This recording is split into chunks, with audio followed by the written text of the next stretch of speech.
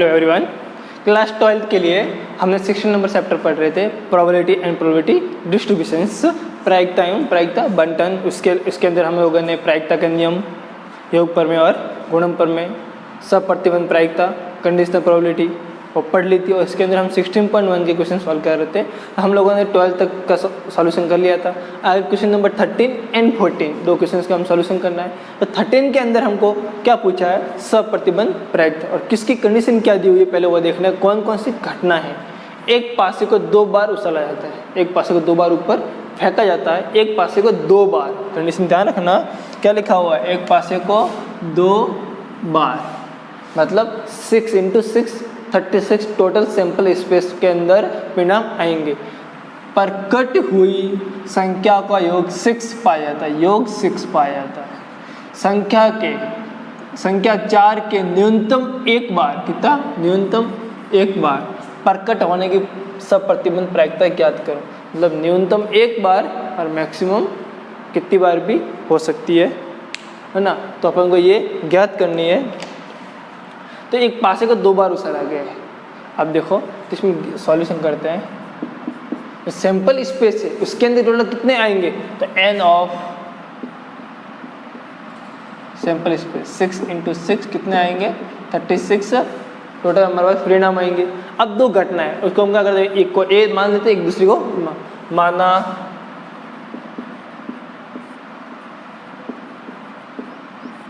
घटना a। प्रकट हुई संख्या का योग 6, घटना ए घटना ए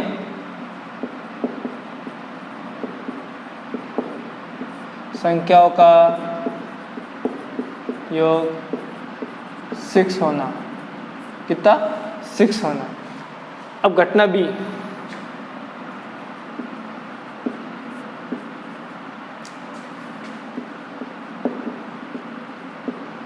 संख्या 4 के न्यूनतम एक बार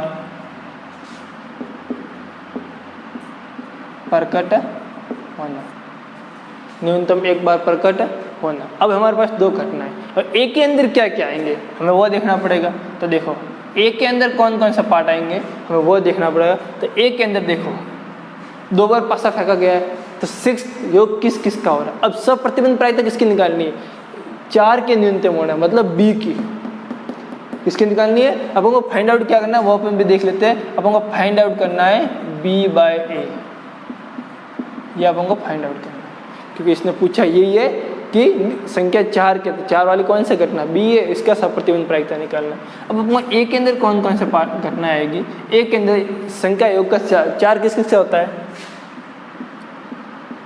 5 6 1 और 5 का योग 6 होता है, 5 और 1 का भी 6 होता है, 4 और 2, 2 और 4। इसके अलावा कोई संख्या नहीं जिसका योग नहीं होता। बस अब बी के अंदर कौन सी आएगी, न्यूनतम 1 4 प्रकट होना, अधिकतम 2 भी 4 हो सकते हैं, 5 भी हो, जितने भी, लेकिन 2 बार फेंका 2 ही आ सकते 2 पर। तो देखो पहली बार में 1 आया, फिर 4 आया, या फिर 4 आया, या फिर 1 आया। उसके बाद 2 4 4 2 3 4 4 3, उसके बाद 4 और 4 5 4 4 5 6 4 4 6, टोटल 11 होगी। 1 2 3 4 5 6 7 8 9 10 और 11। ओके, मतलब पहले पासे पे 1 आया, दूसरे पे 4 आ सकता है, या फिर पहले पे 4 दूसरे पे 1 आ सकता है। इसी प्रकार से 2 4 और इस प्रकार आगे बढ़ते रहेंगे। और 4 और 4 पे मतलब न्यूनतम एक बार, अधिकतम कितने भी ले सकते हैं अपन, तो अधिकतम मतलब 2 आ सकते हैं कि 2 बार फेंका है, तो पहली बार 4 और दूसरी बार भी 4। तो ये हमारे बी वाला पार्ट हो गया, ए वाला पार्ट। इस फार्मूला क्या होता है इसका P ऑफ A। देखो अब हमको प्रोबेबिलिटी निकालनी पड़ेगी। तो इसके लिए हम क्या होता है फार्मूला कि probability of A intersection B divide by A। क्योंकि इंटरसेक्शन में कौन कौन सा आएगा, तो A इंटरसेक्शन B कौन कौन से इवेंट आएंगे। तो इन दोनों में कॉमन कौन कौन सा पार्ट है मैं आपको बता देता हूँ कि एक तो ये 4-2 4-2 2-4 2-4 ये कॉमन है, बाकी कुछ नहीं। मतलब दो कॉमन है, कौन कौन से है 4-2 2-4। तो प्रोबेबिलिटी ऑफ अपन को ए निकालनी है। तो नंबर ऑफ ए कितने हैं यहाँ पे 1 2 3 और 4 कितने से 36 से। Probability of A intersection B कितने 2, कुल परिणाम फेवरेबल 2 है और टोटल कितने 36। ओके, अब आपको आंसर निकालना है कंडीशनल प्रोबेबिलिटी ऑफ बी की। तो P of B by A क्या होगा P of A intersection B upon P of P, यही फार्मूला है अपना। तो क्या हो जाएगा इसके लिए, तो अपना होगा इसका आंसर कितना है 2/36 किसका प्रोबेबिलिटी ऑफ इस ए इंटरसेक्शन बी का, और ए प्रोबेबिलिटी ऑफ ए कितना है 4/36। हम इसको आगे सॉल्यूशन करते हैं। तो क्या होगा P of B by A equal to 2/36 into 36/4। तो 36 से 36 चला जाएगा, 2 के अंदर 4 का, तो आंसर क्या आएगा P B बाय A 1/2। तो आंसर क्या आएगा अपना। तो संख्या 4 के न्यूनतम एक बार प्रकट होने की सप्रतिबंध प्रायिकता कितनी होगी 1/2। तो ये हमारा क्वेश्चन नंबर 13 था। आगे हमारा क्वेश्चन नंबर 14 है, वो बहुत इंपॉर्टेंट क्वेश्चन है और थोड़ा इसके अंदर ये बहुत इंपॉर्टेंट क्वेश्चन है। ये हमारा क्या आएगा इंपॉर्टेंट क्वेश्चन है। तो हम अब इसका सॉल्यूशन करेंगे। अब इसके अंदर एक एक बात को हमको ध्यान से समझना पड़ेगा, क्योंकि इसके अंदर क्या बोला है, पहले तो एक कॉइन इसको टॉस किया है, सिक्के को उछाला गया है, कॉइन को टॉस किया गया है, और उसके अंदर हमको ये चेक करना है हेड आया या टेल आया है। उसके अंदर ये बोला है, पहले पढ़ लेते क्वेश्चन को। एक सिक्के को उछालने के परीक्षण पर, परीक्षण मतलब एक्सपेरिमेंट किया है, टॉस करके विचार कीजिए। क्या विचार करना है, यदि सिक्के पर चित्त मतलब हेड प्रकट हो तो, चित्त को हेड बोलते हैं, तो सिक्के को पुनः उछालिए, अगर हेड आ गया तो फिर से टॉस कीजिए। परंतु यदि सिक्के पर पट मतलब टेल प्रकट हो तो एक पासे को फेंकना है। अगर अपन परीक्षण कर रहे हैं हेड आ गया तो फिर कॉइन को टॉस करना है, अगर उस पर टेल आ गया तो फिर से कॉइन को नहीं फेंक के पासे को फेंकना है। किसको फेंकना है, पासे को। यदि घटना कम से कम एक पट प्रकट होना का घटित होना दिया गया है, इन्होंने ये बोला है कि एक घटना उसमें कम से कम एक पट प्रकट हो गया है, मतलब टेल घटित हो गया, वो घटना हमें जानकारी है, घटित होना दिया गया मतलब हमको जानकारी है। तो घटना पासे पर 4 से बड़ी संख्या होने की सप्रतिबंध प्रायिकता ज्ञात करें। पहली बार के एक कॉइन को टॉस किया, हेड और टेल देखना है, हेड आ गया तो दोबारा टॉस करना है, टेल आ गया तो एक पासे को फेंकना है। और हमको ये जानकारी है कि कम से कम एक बार टेल आता है, ये घटित होने दिया गया है ना, ये कम से कम एक बार घटित होने दिया गया। तो फिर हमने पासे को फेंका, पासे के ऊपर फेंकने ऊपर 1 2 3 4 5 6 तक कोई भी संख्या आ सकती है, लेकिन इन्होंने बोला है पासे के ऊपर 4 से बड़ी संख्या होने की सप्रतिबंध प्रायिकता बताना है। अब अपन कैसे, पहले वो उसको समझ लेते हैं। तो पहले के दो घटना, पहले तो हम क्या करते हैं, इनको सॉल्यूशन समझते हैं। हम पहले कॉइन है ना, एक हमारा कॉइन है, जो भी एक हमारा कॉइन है, इसको हमने फेंका। अब फेंकने पर देखो, एक कॉइन यहाँ सेंटर में ले लेते हैं,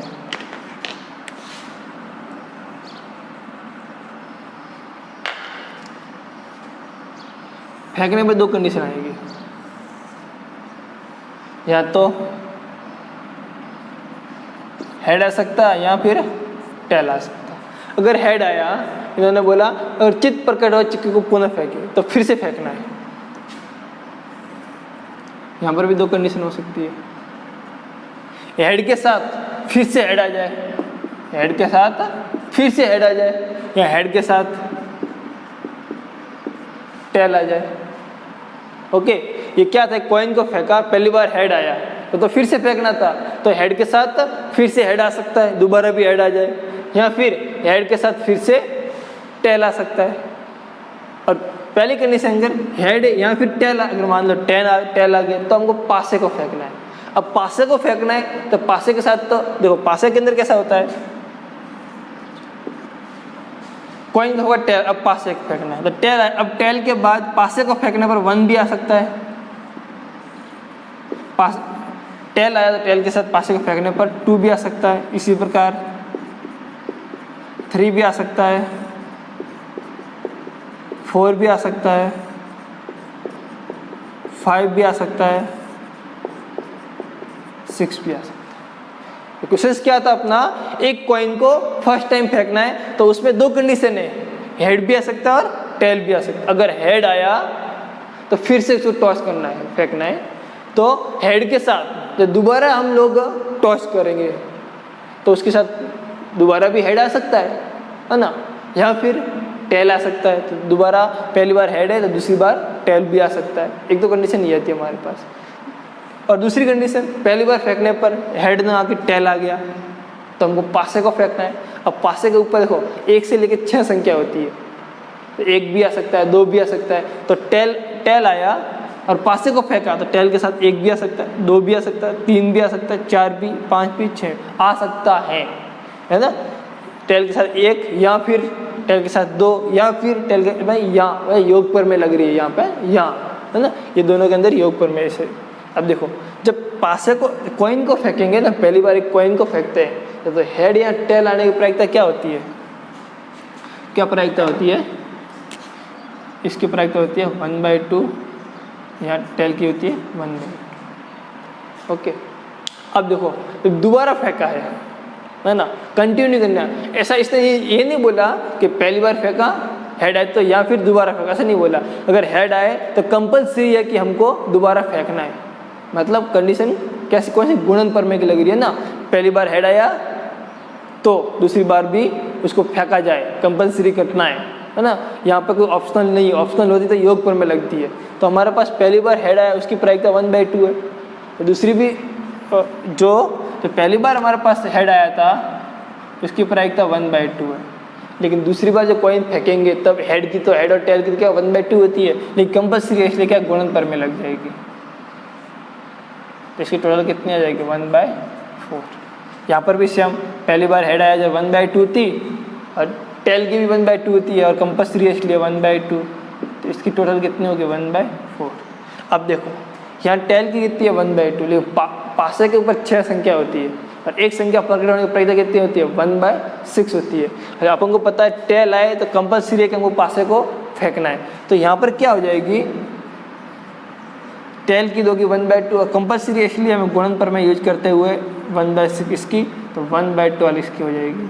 इसकी प्रकार 1/2 × 1/6 1/12, और इसी की भी 1/2 × 1/6 = 1/12, इसकी भी 1/2 × 1/6 = 1/12, 1/2 × 1/6 = 1/12, और इसकी भी 1/2 × 1/6 = 1/12। तो ये हमारी क्या होगी, प्रायिकता होगी। अब इन्होंने पूछा क्या क्या, घटना 2 करना। ये तो हम लोगों ने एक डायग्राम में समझा है कि कैसे कैसे ये हुआ है। अब हम लोगों को ये घटना से आगे हम सॉल्व करते हैं इसको।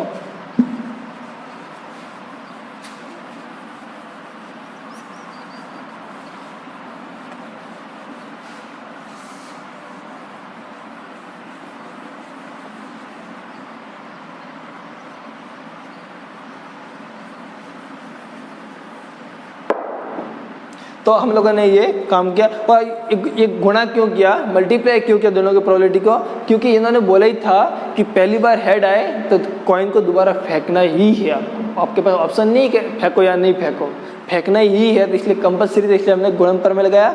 और यहाँ पर था कि टेल आ जाए तो आपको पासे को फेंकना है, तो फेंकना ही था, इसलिए कंपल्सरी घटना हुई थी हमारे। जब हमारे कंपल्सरी हो जाए तो हमें गुणन प्रमेय यूज करना है, और हमारे पास ऑप्शनल हो ये यहाँ तो ये फिर यहाँ ये, तो हमारे को योग प्रमेय का योग करना है। यहाँ पर ये दोनों ऑप्शनल है, हेड भी आ सकता है और टेल भी आ सकता है, और ये भी सब 1 आ सकता है, 2 आ सकता है, ये सब ऑप्शनल वाला पार्ट था। लेकिन ये आपस में फिक्स है कि टेल के साथ 1 भी आ सकता है, 2 भी आ सकता है, 3 भी आ सकता है। ओके, तो हमारे पास 2 घटना है। एक तो क्या आती है, ये घटना कम से कम एक पट प्रकट होना का घटित होने दिया गया है घटना, तो इसको हम ए मान लेते हैं, माना घटना ए कम से कम एक पट प्रकरण, पट एंड टेल, कम से कम एक पट प्रकट होना। जबकि इसमें क्या लिया हुआ है का घटित होना दिया गया है, मतलब ये हमें जानकारी है घटित हो गई, ये घटना घटित हो गई है। पर नेक्स्ट क्या है, घटना पासे पर 4 से कम से बड़ी संख्या होने की सप्रतिम प्रायिकता बना। तो हम घटना बी को क्या करते हैं,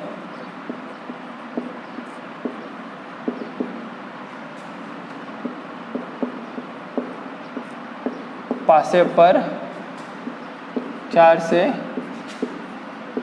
बड़ी संख्या का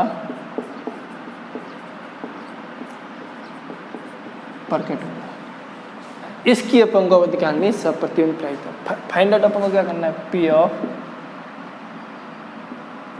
बी इंटरसेक्शन ये अपन को फाइंड आउट। तो इससे पहले हम लोगों को सैंपल स्पेस में कौन कौन सी घटना है, ए में कौन सी है, बी में कौन सी है, वो सब हमको फाइंड आउट करना पड़ेगा। तो हमारे सैंपल स्पेस के अंदर कौन कौन सी है वह देख लेते हैं। अब सैंपल स्पेस के अंदर ये सब घटना है ना, ये सब टोटल संभावना जितनी भी होती है, हमको फेवरेबल तो कोई मतलब नहीं है, फेवरेबल तो ए की अलग होती है, बी की अलग है। हमें सैंपल इसमें टोटल घटना है कौन कौन सी है, 2 हेड भी आ सकता है, ये सब लिख दो है ना। उसके बाद हेड के साथ टेल आ सकता है, या फिर टेल के साथ 1, टेल के साथ 2, टेल के साथ 3, टेल के साथ 4, टेल के साथ 5, टेल के साथ 6 और टेल के साथ 6 तक ही है। तो ये तो हमारा टोटल करना है। और ए के अंदर कौन कौन सी है वो देखो। ए के अंदर बोला है कम से कम एक पट प्रकट, कम से कम एक ऐसी कौन कौन सी घटना जिसमें पट प्रकट हुआ है, इसमें दोनों हेड है, तो ये तो नहीं ले सकते। पट मतलब टेल, इसके अंदर एक है, इस सब के अंदर एक एक टेल है ना। कम से कम 2 टेल भी हो सकता है, नहीं यहाँ पर 2 अपने पास है नहीं, हेड नहीं। तो इसमें कौन कौन सी घटना आएगी, सॉरी परिणाम आएंगे।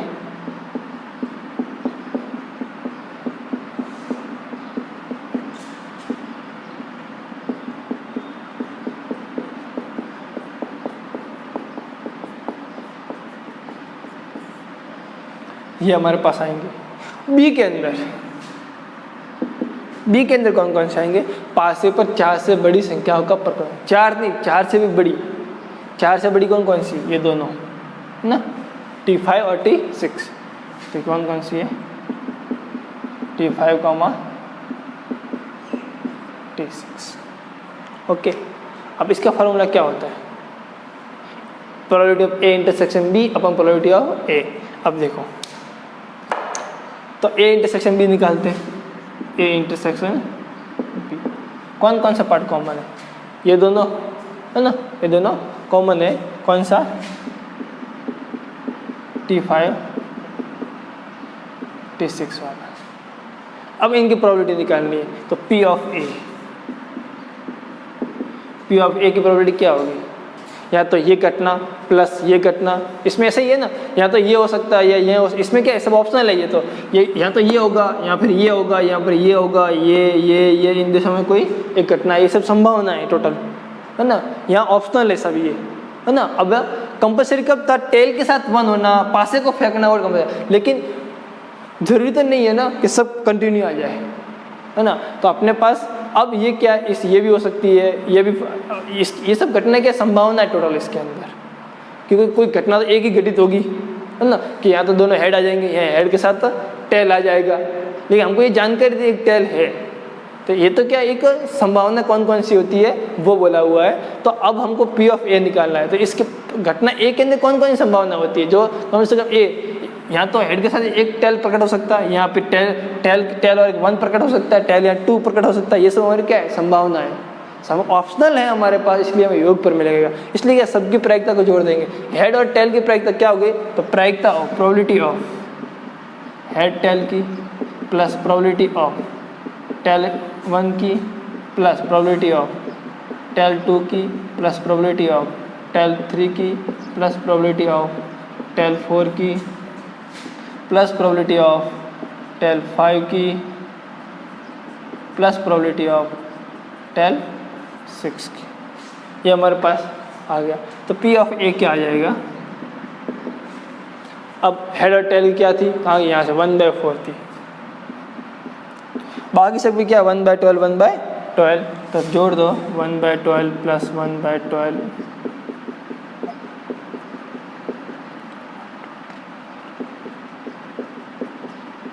इसको सॉल्यूशन करेंगे तो इसका एलसीएम क्या आएगा, 12 आएगा। यहाँ पर क्या आएगा 3 और 1, तो कितना हो जाएगा 6 + 3 9, 9/12। अगर इसको सॉल्व करेंगे तो आएगा 3/4। ये तो आगे P ऑफ A। अब अपन को इंटरसेक्शन निकालना है, A इंटरसेक्शन B की प्रोबेबिलिटी निकालना है। तो इसके अंदर क्या इन दोनों की प्रोबेबिलिटी को जोड़ दिया जाए। ये 4 से बड़ी संख्या बोल रहा था टेल के साथ, तो क्या होगा, टेल के साथ 5 आ सकता है या फिर टेल के साथ 6 आ सकता है ना। तो क्या हो गया probability of T5 plus probability of tail और 6 की, तो इसकी क्या हो जाएगी 1/12 प्लस 1/12 कितनी आ जाएगी 2/12 = 1/6। ओके, अब अपन को ये फार्मूला यूज करना है। तो क्या हो गया B/A = probability of A intersection B upon probability of A। अब इनकी वैल्यू पुट करेंगे तो कितनी वैल्यू है, ऊपर वाले की 1/6 है, नीचे 3/4। इसको आगे सॉल्यूशन करेंगे अपन, तो क्या आएगा 1/6 × 4/3 ये हो जाएगा। अब इसको काटेंगे तो अपना आंसर आएगा 2/9। आंसर क्या आ जाएगा 2/9। तो इस टाइप से हमारा ये एक क्वेश्चन था जिसकी प्रोबेबिलिटी कितनी आ गई 2/9 आ गई। तो एक बार में फिर से क्या था इसके अंदर, तो यहाँ पे जो घटनाएं थी ये कंपलसरी थी, आपस में कंपलसरी क्या थी, दोनों का हेड हेड होना, यहाँ हेड टेल होना, टेल के साथ 1 होना, ये कंपलसरी था। तो ये ऑप्शनल है, कौन सी, दोनों हेड आ भी सकते हैं या फिर हेड के साथ टेल आ सकता है या फिर, तो इनके बीच में गुण ऑप्शनल है। देखो इनके बीच में प्लस लग रहा है जब इनके बीच में मल्टीप्लाई का साइन लग रहा है। तो ये बात देखना यही है ना। तो वह टेल भी आ सकता है और हेड भी आ सकता है, मतलब ये घटना भी घटित हो सकती है दोबारा फेंकने के बाद, या फिर ये भी हो सकती है। यहाँ पर क्या लगा, यहाँ फिर है ना, यहाँ पर टेल आ जाए तो क्या बोला था, टेल के साथ 1 भी आ सकता है या फिर 2 भी आ सकता है। तो यहाँ पर क्या प्लस प्लस प्लस लगेगा, इसलिए यहाँ हमने प्लस लगाया था। जब इनकी प्रोबेबिलिटी निकाली थी तो मैं कंपलसरी टेल के साथ पासा फेंकने के बाद तो 1 2 3 4 एक तो आने वाले है। तो इस टाइप से इसकी तो हमारी कंडीशनल प्रोबेबिलिटी क्या होगी, बी की 2/9। तो ये हमारा इसका आंसर है क्या, P of A upon B का, सॉरी B अपॉन A का क्या होगा, कंडीशनल प्रोबेबिलिटी 2 की 9। तो पासे में 4 से बड़ी संख्या प्रकट होने की प्रोबेबिलिटी कितनी हो जाएगी, सब प्रतिबिंब प्रायिकता कितनी हो जाएगी 2/9। इस टाइप से हमारा क्वेश्चन नंबर 14 था। एक इंपॉर्टेंट क्वेश्चन था, थोड़ा इसको वेरी कर रहा है, अलग अलग थोड़ी कंडीशन दी हुई है। तो इस टाइप से ये क्वेश्चन था। ये हमारा 16.1 है वो कंप्लीट हो गई। हम आगे अब पढ़ेंगे 16.2 के लिए। उससे पहले हमको पढ़ना पड़ेगा थ्योरम ऑफ टोटल प्रोबेबिलिटी, तो क्या होती है, संपूर्ण प्रमेय प्रायिकता क्या होती है, उसके बारे में हम आगे पढ़ेंगे। तो हम लोगों ने 16 के अंदर प्रायिकता के जो पार्ट डिवाइड किया, उसके अंदर व्हाट इज प्रोबेबिलिटी, प्रोबेबिलिटी के नियम्स, एडिशनल थ्योरम और मल्टीप्लिकेशन थ्योरम, कंडीशनल प्रोबेबिलिटी, इन सबको पढ़ लिया था। उससे हमें नेक्स्ट पॉइंट था हमारा संपूर्ण प्रायिकता प्रमेय, थ्योरम ऑफ टोटल प्रोबेबिलिटी। अब थ्योरम ऑफ टोटल प्रोबेबिलिटी क्या होती है, तो थ्योरम ऑफ टोटल प्रोबेबिलिटी क्या होती है उसको मैं पहले हमको समझना है। तो थ्योरम ऑफ प्रोबेबिलिटी क्या होती है, सैंपल स्पेस होता है, उसके अंदर बहुत सारी घटना होती है हमारी, है ना। तो जो सैंपल स्पेस है उसके अंदर तो बहुत सारी घटना है, लेकिन जो सैंपल स्पेस है पूरे के साथ पूरे के संगत एक घटना और घटित होती रहती है। जो घटना संगत घटित होती रहती है उसकी हमको प्रोबेबिलिटी निकालनी है। तब हम क्या करते हैं, संपूर्ण प्रायिकता प्रमेय का यूज करते हैं। तो हमको डेफिनेशन समझते कैसे, तो माना E1 E2 E3 E4 E5 dot dot En तक, मतलब सैंपल स्पेस S में घटना है, एक सैंपल स्पेस है, उसके अंदर हमारी n नंबर ऑफ इवेंट्स है, घटना है, तथा प्रत्येक घटना की प्रायिकता अशून्य है। किसी भी घटना की प्रायिकता जीरो नहीं है, सब कुछ न कुछ वैल्यू अपने पास है। तथा घटना A, कौन सी घटना A, घटना A सैंपल स्पेस के संगत एक घटना है, तो घटना A की प्रायिकता। अब घटना A क्या है, सैंपल स्पेस के संगत है, मतलब कुछ न कुछ रिलेशन रखता है सैंपल स्पेस के साथ, वो इसके साथ ही घटित हो रही है, कुछ न कुछ रिलेशन रखना है, तो हमको घटना A की प्रायिकता निकालनी है। इसका मतलब क्या हुआ, तो इसके लिए हम क्या करेंगे, संगत है, इसका मतलब सैंपल स्पेस की और इनकी जो कॉमन प्रोबेबिलिटी है उनको ऐड कर करके हमको प्रोबेबिलिटी निकालनी पड़ेगी। तो क्या करेंगे, अब संगत है तो E की संगत भी कुछ न कुछ होगा, E3 की संगत, E4 E5 इनकी संगत होगी। तो टोटल प्रोबेबिलिटी मतलब सबके साथ जो संगत है सबको हम जोड़ कर जो प्रोबेबिलिटी निकालेंगे वो हमारे क्या करेंगे, टोटल में सबको ऐड करना है हमको। तो कैसे, अब देखो P ऑफ A क्या आएगा, A इंटरसेक्शन E1, कि इनके दोनों की कॉमन क्या है, संगत, प्लस थोड़ी बहुत E1 के साथ घटित हुई है संगत, E2 के साथ भी हुई है, सॉरी इंटरसेक्शन आएगा, प्लस A इंटरसेक्शन E3 के साथ भी हुई है, डॉट डॉट डॉट डॉट जितनी भी घटना है सबके साथ होगा। अब हमारी ये घटना कैसे निकालते हैं, इसका फॉर्मूला क्या था, हमने जो सबसे पहले कहाँ पढ़ा था, आश्रित के अंदर या फिर कंडीशनल प्रोबेबिलिटी के अंदर भी पढ़ा है हम लोगों ने। क्या होता है, P of A intersection E1, इसका फॉर्मूला क्या होगा, P ऑफ, क्यों, अब देखो घटना किसके साथ संगत में, E1 के संगत में है, मतलब E1 तो घटित हो गई है, उसके बाद A हुआ है, मतलब A की कंडीशनल प्रोबेबिलिटी लगेगी। तो कंडीशनल प्रोबेबिलिटी में कैसा, देखो E1 तो घटित हो चुकी है ना, जो हमारे आश्रित घटना होती है उसमें क्या होती है, तो कुछ उपनिष्ठ है, तो E1 तो घटित हो चुकी है, अब हमारी A घटित होगी, इसकी संगत, तो क्या करते हैं, P ऑफ P1 ऐसे लिखते हैं। तो इन सब का मान इस फॉर्म में हम यहाँ लिख देंगे। तो कैसे आएगा, P of A equals to, इसकी वैल्यू क्या आ गई, प्रोबेबिलिटी ऑफ E1, और इसके संगत किसके संगत है, plus probability of E2 into, पहले E2 घटी है, अब A, इसकी कंडीशनल आ जाएगी, प्लस डॉट डॉट डॉट आगे बढ़ेंगे कहाँ तक, प्रोबेबिलिटी ऑफ En एंड संगत किसके होगी, E2, तो कंडीशन प्रोबेबिलिटी ऑफ A। तो इस टाइप से हमारे प्रोबेबिलिटी ऑफ A निकले। तो टोटल प्रोबेबिलिटी का नाम इसलिए दिया है क्योंकि ये कंडीशन, देखो ये हमारी इसके साथ संगत है, क्योंकि कुछ उपनिष्ठ फैक्ट है हमारे पास ना, हमारा कॉमन फैक्ट है इनके साथ, तो इनका फॉर्मूला क्या ये होता है।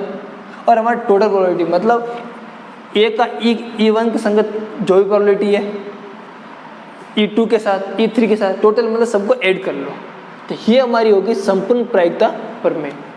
तो ये हमारा फार्मूला था और इसको हमने डिस्क्राइब किया, तो ये हमारा फाइनल फार्मूला है। तो इस टाइप से ये हमारा जो फार्मूला है, ये हमारा फाइनल फार्मूला है। तो ये हमारी कौन सी घटना होगी, सॉरी ये क्या हो गया, संपूर्ण प्रायिकता प्रमेय हो गया। तो इसमें था क्या, हमारा सैंपल स्पेस के अंदर बहुत सारी घटनाएं थी और सबके संगत घटना ए है वो घटित हो रही थी। तो घटना ए की प्रोबेबिलिटी निकालनी है, तो ई के संगत हुई थी वो, प्लस E2 के संगत, E3 के संगत, E4 के संगत, सबको हम क्या कर लो, जोड़ देंगे तो ए की प्रोबेबिलिटी आ जाएगी। तो संगत मतलब कुछ न कुछ उपनिष्ठ फैक्टर है, मतलब कॉमन वाला, ए और ई के अंदर क्या कॉमन फैक्टर है उसकी प्रोबेबिलिटी है ना, तो कॉमन फैक्टर के अंदर ई का आ जाएगा। और इसका फॉर्मूला कैसे करते हैं अपन इस टाइप से, तो इसकी जगह हमने ये पुट किया, तो ये हमारा फाइनल फार्मूला आ गया किसका, घटना ए का। तो ये हमारा फॉर्मूला। अब हम एग्जाम्पल से समझेंगे कैसे होता है। अब देखो हमारा नेक्स्ट एग्जाम्पल है, किसी कक्षा के 2/3 विद्यार्थी लड़के हैं। कोई क्लास है, उसके 2/3 2/3 लड़के क्या है, लड़के हैं, तो शेष लड़कियां हैं। 1/3 क्या है, लड़कियां हैं। किसी लड़की के प्रथम श्रेणी प्राप्त करने की प्रायिकता 0.25 है। अगर लड़की प्रथम श्रेणी मतलब 60% अबो आती है तो उसकी प्रायिकता 0.25, तथा लड़के के प्रथम श्रेणी प्राप्त करने की प्रायिकता 0.28 है। क्या क्या दी हुई है, एक तो 0.25 और 0.28, तथा रैंडमली सिलेक्ट किया गया किसी विद्यार्थी के प्रथम श्रेणी प्राप्त करने की प्रायिकता ज्ञात करें। अब देखो लड़का और लड़की है, प्रथम आने की क्या क्या श्रेणी आने की प्रायिकता वो हमको दी हुई है। और इनके उन्होंने क्वेश्चंस क्या पूछा हमको कि रैंडमली सिलेक्ट किया गया विद्यार्थी प्रथम श्रेणी का हो। अब इन्होंने क्या बोला कि प्रथम श्रेणी का और विद्यार्थी हो। इन्होंने ये डिस्क्राइब नहीं किया कि लड़का है या लड़की है, ये हमको नहीं बताया इन लोगों ने। इसका मतलब क्या हुआ, लड़की भी हो सकती है प्रथम श्रेणी वाली और लड़का भी हो सकता है। इसका मतलब क्या, दो घटना है, लड़का लड़की, और इनकी संगत घटना क्या है, प्रथम श्रेणी। इसका मतलब क्या, हम के लड़का प्रथम श्रेणी से आए उसकी प्रायिकता भी निकालनी पड़ेगी, प्लस लड़की प्रथम श्रेणी से आए वो भी प्रायिकता वो भी जोड़नी पड़ेगी, तब जाके हमें विद्यार्थी की प्रथम श्रेणी निकलेगी ना। विद्यार्थी में लड़का लड़की कुछ भी हो सकता है। इसलिए यहाँ पर हमारे क्या लगेगी, थ्योरम ऑफ टोटल प्रोबेबिलिटी। यहाँ हमारे कंडीशनल कब लगती है, ये पूछता कि लड़का लड़की प्रथम श्रेणी है, तो ये पूछता हमको कि लड़की प्रथम श्रेणी की हो या इसकी प्रायिकता क्या होगी। तब तो हमें प्रायिकता दी हुई नहीं होती है, लड़की लड़का की जो प्रायिकता दी हुई नहीं होती, या मान लड़की की प्रायिकता नहीं है, लड़का की दी हुई है, और इनकी लड़का लड़की कॉमन की प्रायिकता दी हुई है, तो पूछता हमको कि लड़की की क्या होती। तो एक घटना घटित हो चुकी होती, एक घटना को हमें निकालनी है। लेकिन यहाँ तो क्या, दो घटना की प्रायिकता दी हुई है, दो की दी हुई है, और दोनों लड़का लड़की दोनों विद्यार्थी के अंदर आते हैं, है ना। तो विद्यार्थी की प्रथम श्रेणी निकालनी, तो हमें टोटल प्रोबेबिलिटी निकालनी है। तो हमको अब इसको हम क्या कहते हैं, दो घटना इनको हम कंसीडर करते हैं, सॉल्यूशन करते हैं। तो इनका हम सॉल्यूशन करते हैं। घटना E1 घटना क्या लिखते हैं, किसी लड़की के प्रथम आना, किसी लड़की के प्रथम आने की घटना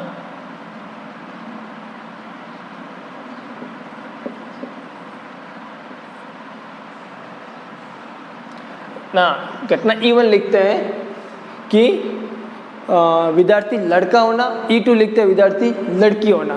तो E1 लिखते हैं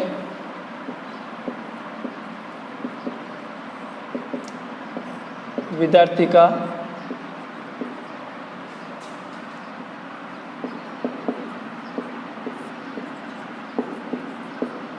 लड़का होना, और E2 लिखते हैं हम लोग विद्यार्थी का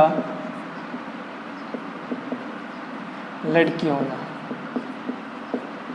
ओके, अब घटना अब देखो विद्यार्थी का लड़का होना, उसकी प्रोबेबिलिटी क्या है,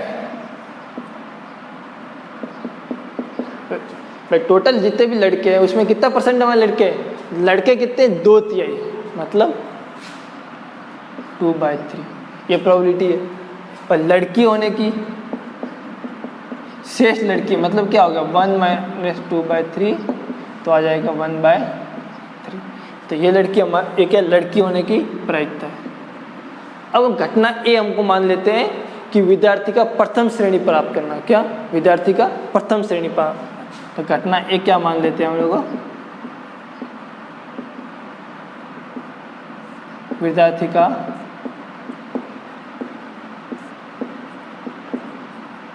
प्रथम श्रेणी प्राप्त करना।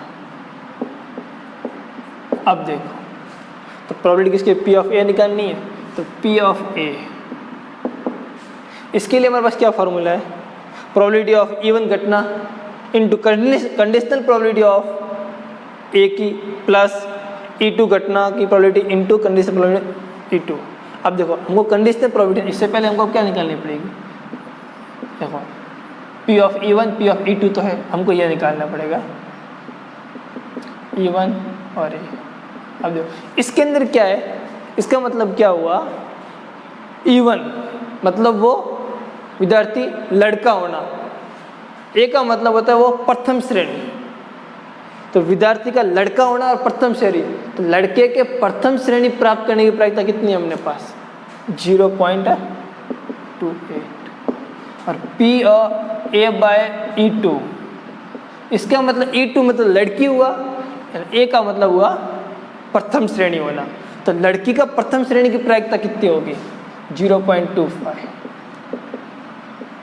ओके, अब अपन को टोटल प्रायिकता निकालने की इसकी विद्यार्थी का प्रथम श्रेणी का, तो P(A) क्या करेंगे, A1 की प्रोबेबिलिटी इनटू विद्यार्थी क्या लड़के का प्रथम श्रेणी होने की probability, conditional probability of A plus दूसरी घटना है उसकी प्रोबेबिलिटी और उसके साथ है ए की उसके संगत ए की प्रोबेबिलिटी, कंडीशनल प्रोबेबिलिटी, ये आ गई।